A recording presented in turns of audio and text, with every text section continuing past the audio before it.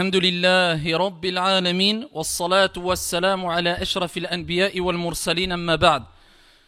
Donc avant de poursuivre avec notre série concernant les noms divins et les attributs de notre Seigneur Tabaraka wa Ta'ala, la semaine prochaine, Inch'Allah Ta'ala, ici je voulais m'arrêter quelques instants de façon très brève et concise, wa billahi tawfiq, et auprès d'Allah et la réussite, avec le sujet qui nous touche quelque part toutes et tous, le sujet qui est un sujet d'actualité.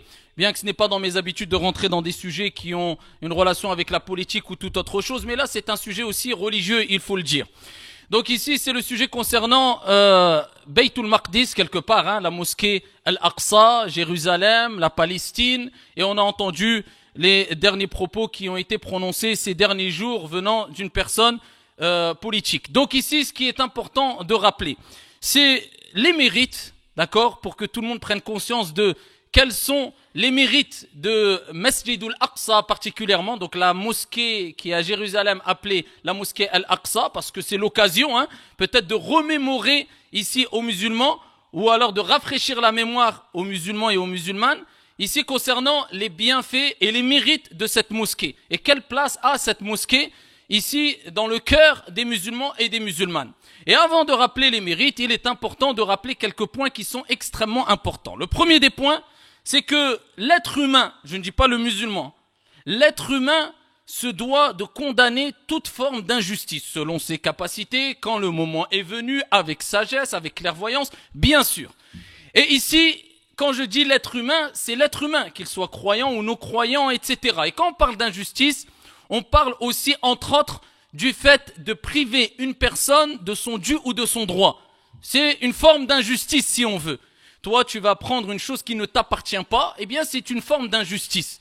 Et que l'injustice touche un chrétien, un juif, un bouddhiste, un athée, etc., eh bien ça reste une injustice.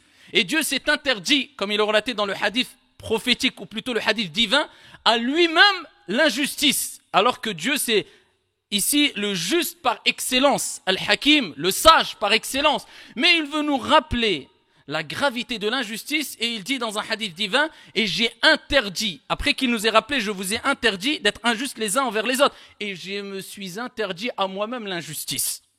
Donc tout être humain se doit de condamner toute forme d'injustice, et il est important de prendre conscience que l'injustice ne touche pas que les musulmans.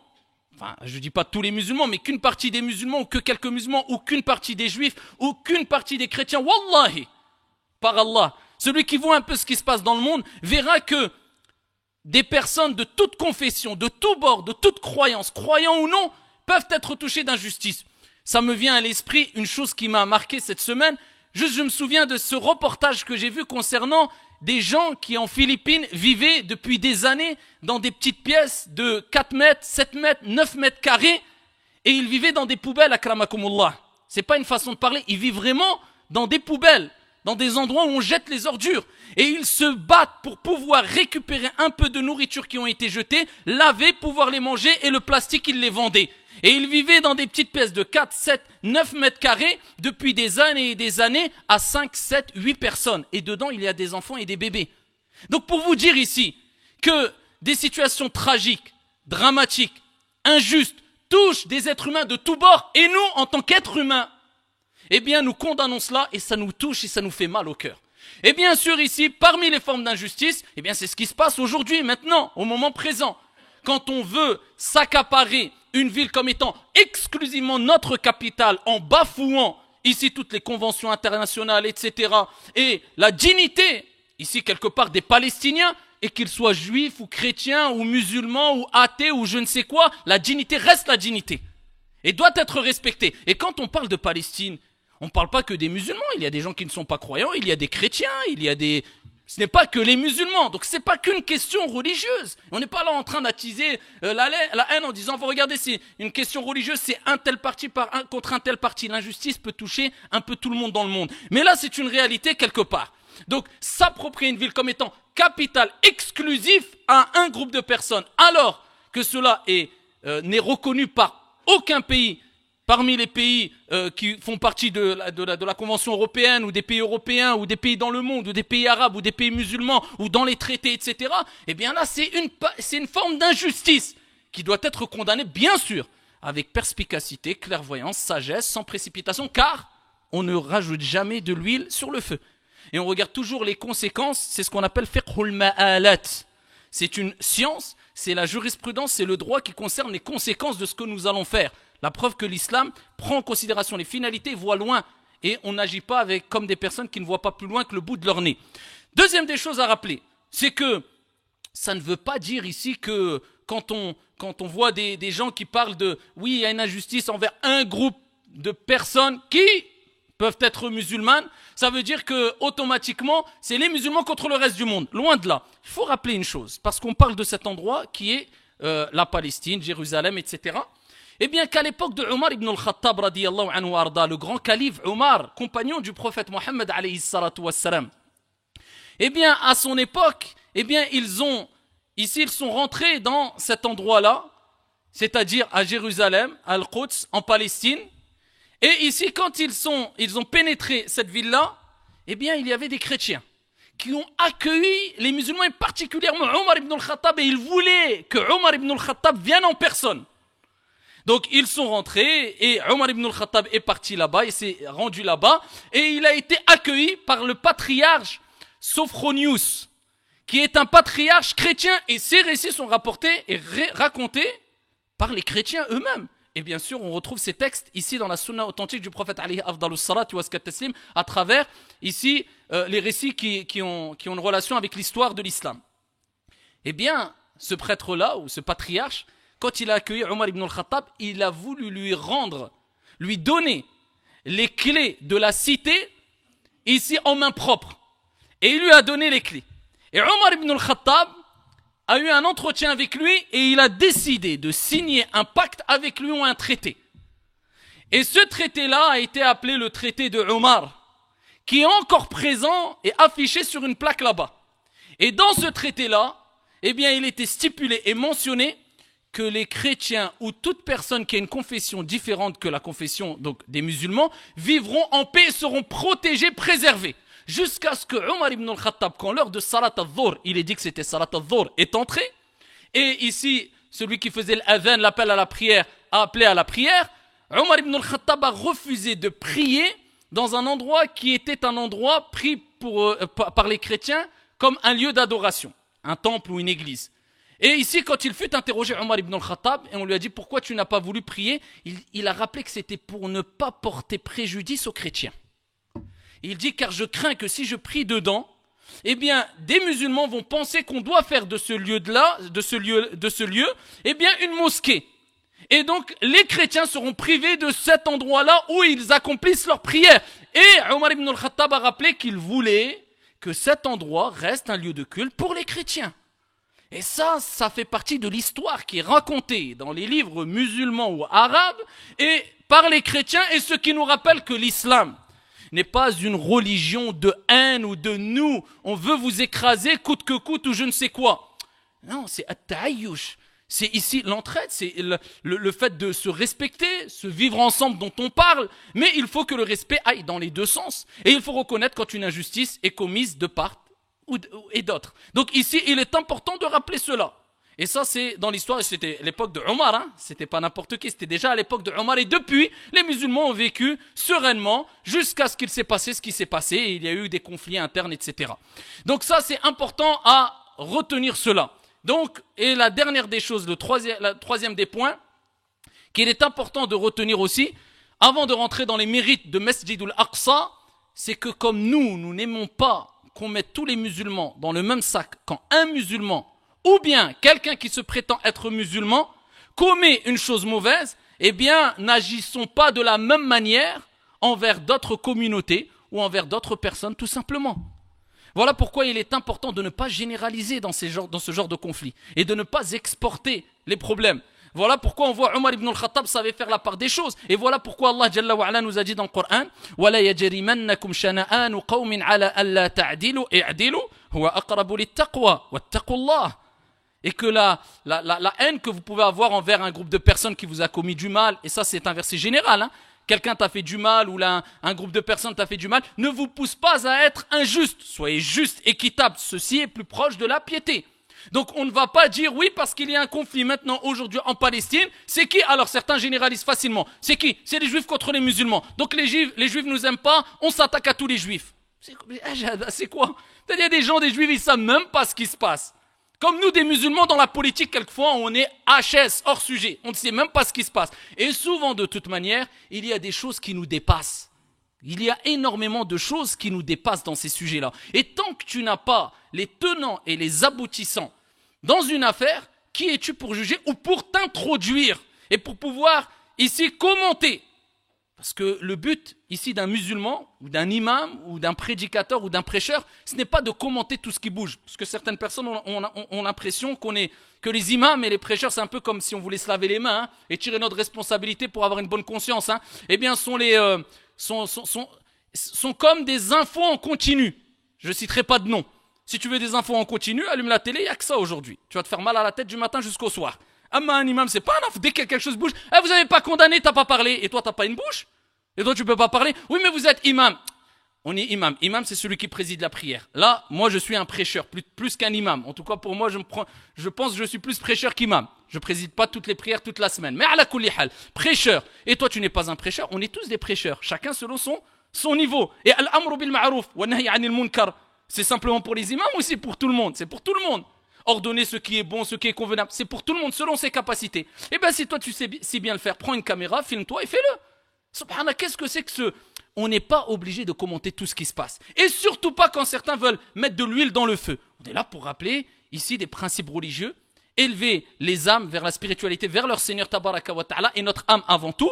Et on s'entraide dans le bien. Et on est là ici pour promouvoir le bon vivre ensemble, la paix, la sérénité, tout en étant fiers d'être musulmans. Comme les chrétiens sont fiers d'être chrétiens, etc. Chacun est fier de ce qu'il veut. Ça ne veut pas dire qu'on est en train de vendre notre religion, je ne sais quoi. Hasha lillah. Walakin ayyuhal akhyar, il faut bien comprendre les choses.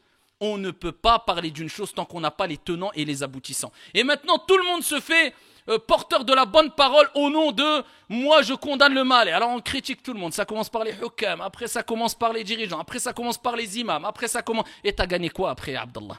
Et après, ensuite, t'as gagné quoi? Et qu'est-ce que tu sais? Qu'est-ce qui se passe vraiment dans les coulisses?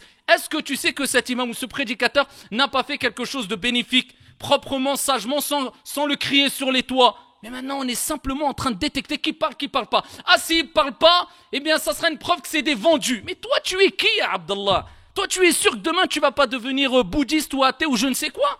Toi, tu es qui? Tu es musulman aujourd'hui? Ce soir, tu seras quoi? Allahu a'lam. Un peu de pudeur, un peu de retenue. Man kana yu'minu billahi wal yawmil akhir falyaqul khayran aw liyasmut. Que celui qui croit en Dieu au jour dernier, qu'il dise du bien ou qu'il se taise. On fait déjà assez de dégâts avec nos langues. Qu'est-ce que tu vas dire devant ton Seigneur Tabaraka wa Ta'ala? Et Arab, moi t'as vu, j'ai critiqué un tel qui a pas parlé, qui a pas critiqué les je ne sais qui. Allah il va te demander des comptes. Man Rabbouk, qui est ton Seigneur? Prouve. Qui est ton prophète? Quelle est ta religion? Al-A'mal, les actions, Amma il a dit j'ai condamné ça. Mais l'autre côté, peut-être ça sera sûrement un argument contre toi ya Abdallah. Donc fais attention à ce qui sort de ta bouche et mêle-toi de tes affaires et sache que tes paroles peuvent avoir des conséquences graves. Et combien de personnes, à travers leurs paroles insignifiantes, ils ont été la cause que des personnes, eh bien, ont versé le sang, peut-être. Ou alors sont morts en pensant vouloir faire le bien.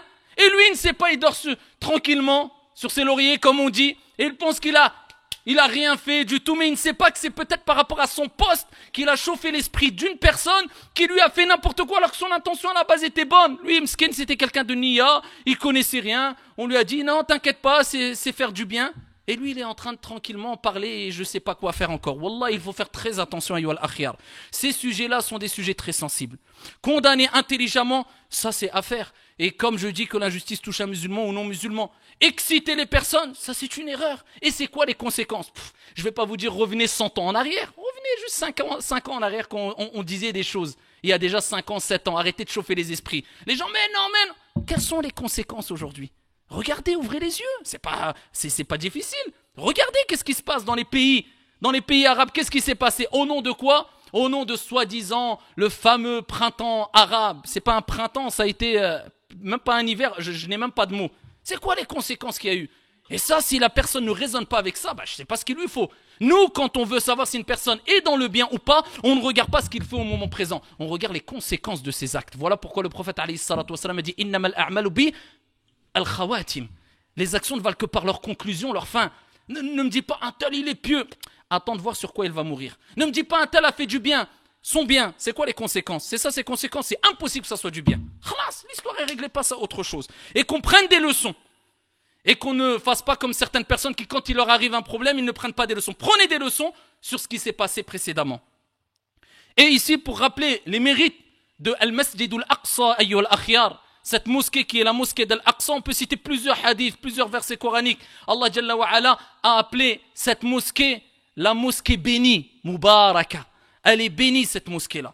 Et c'est un endroit béni. Et certains savants, et la plupart des savants, disent qu'il est interdit de considérer que c'est une mosquée sacrée comme Al-Haramain. Car on n'a aucune preuve ni du Coran ni de la Sunna qui nous rappelle que c'est une mosquée sacrée qui a la même sacralité que Al-Haramain, la mosquée de Médine et la mosquée de la Mecque. Mais ce qui est sûr, c'est que c'est une mosquée bénie et on peut l'appeler Masjidul Aqsa ou bien Masjidul Mubarak. La mosquée Al-Aqsa ou bien Al-Mubarak. Et elle est appelée Al-Aqsa parce que Aqsa ou Al-Aqsa, c'est ce qu'il y a de plus éloigné dans la langue arabe. Et parce qu'elle était la mosquée la plus éloignée de la Mecque parmi les mosquées qui ont été citées comme étant à voir ou comme faisant partie des mosquées ou des lieux qui ont un mérite spécifique.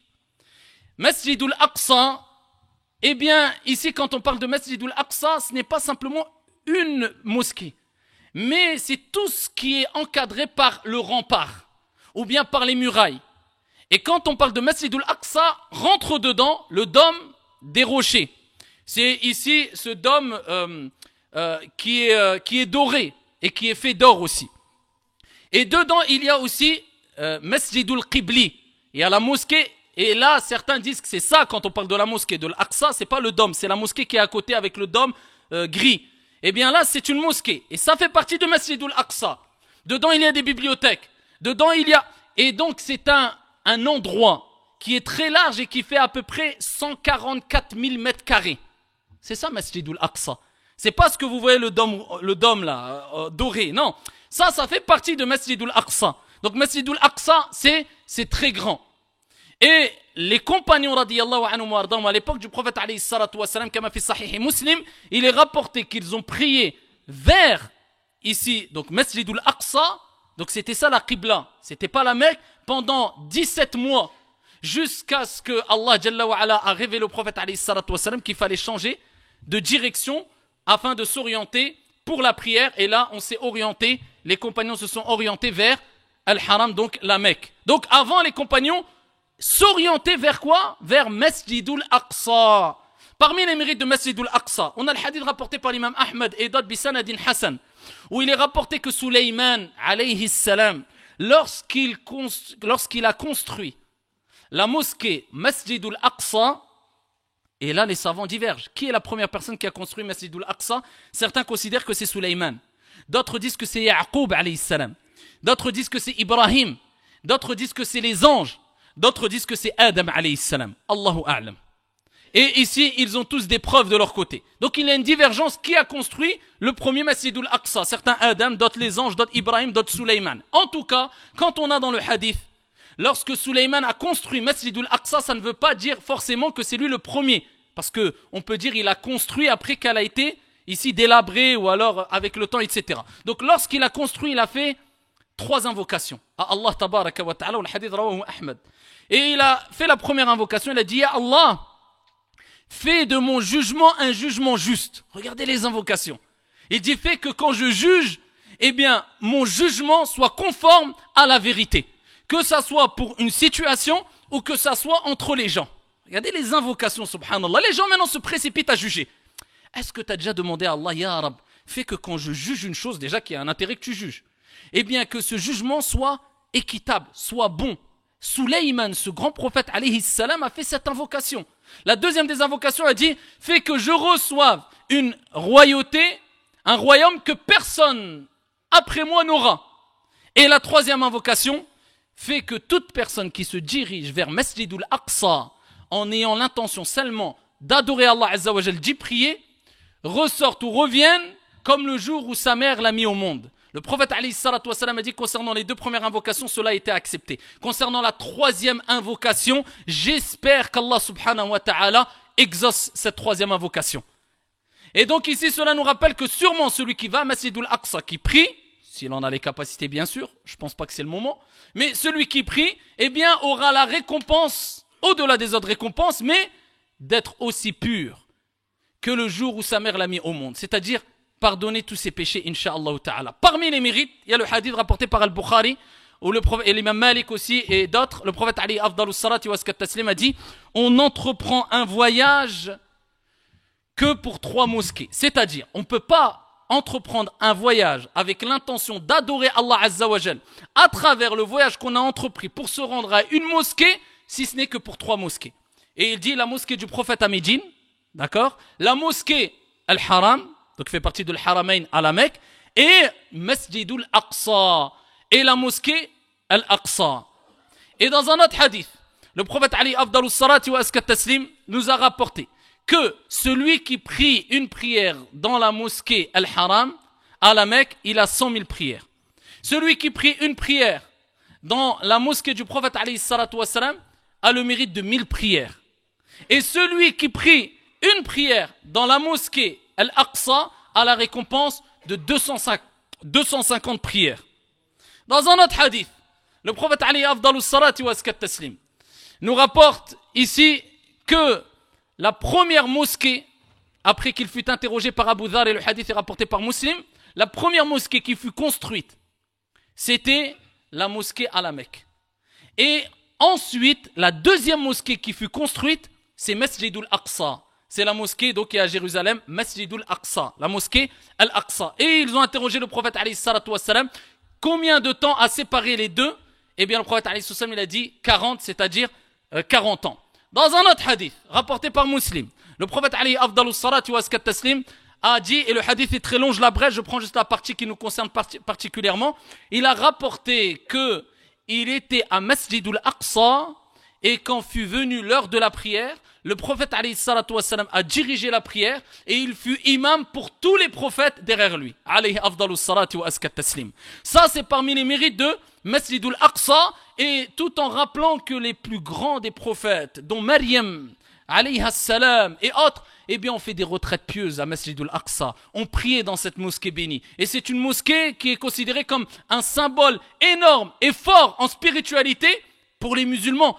Et bien sûr que cette terre-là renferme une grande histoire pour les juifs, pour les chrétiens, pour les musulmans. Donc c'est sûr que cette richesse que renferme cette terre-là, eh bien, va créer quelque part des querelles, des jalousies. Chacun va vouloir s'accaparer ici du maximum afin de reprendre d'après chacun ici ce qui lui appartient, etc. Mais nous, on doit avoir un regard qui est un regard sage, et un regard clairvoyant, et un regard scientifique, à travers des invocations, afin qu'Allah tabaraka wa ta'ala fasse cesser toute injustice dans le monde, et particulièrement les injustices, car on ne peut pas le nier, qui se passent en Palestine. Et ici, il est important d'augmenter les invocations, sans négliger les invocations, car le prophète alayhi salatu wassalam, dans les situations les plus dures, il nous rappelle de façon explicite que ce qu'il faisait, c'est qu'il levait les mains et qu'il faisait des invocations. Et ne pas négliger en disant, oh, toujours les invocations, vous dites toujours ça. Celui qui dit ça, il insulte la religion. Qu'il se repente auprès d'Allah tabaraka wa ta'ala. Car le prophète alayhi salatu wassalam dit, ad-du'a huwa al-ibada. L'invocation, c'est l'adoration même. Et Allah Jalla wa ala dit dans le Coran, wa ma khalaqtul jinna wal insa illa liya'budun. Je n'ai créé les djinns et les hommes que pour m'adorer. C'est comme si tu disais toujours avec votre adoration, vous. L'ibada, c'est pour ça que tu as été créé, Abdallah. Et parmi les causes, c'est les invocations. Et c'est de les aider financièrement à travers des associations reconnues, transparentes. Et ici, pour pouvoir aider les Palestiniens qui, eux, ne souhaitent qu'une chose, avoir des papiers et des stylos pour aller à l'école. Manger et boire tranquillement. Et vivre en sécurité et en sérénité. Donc ne rajoutez pas de l'huile sur le feu.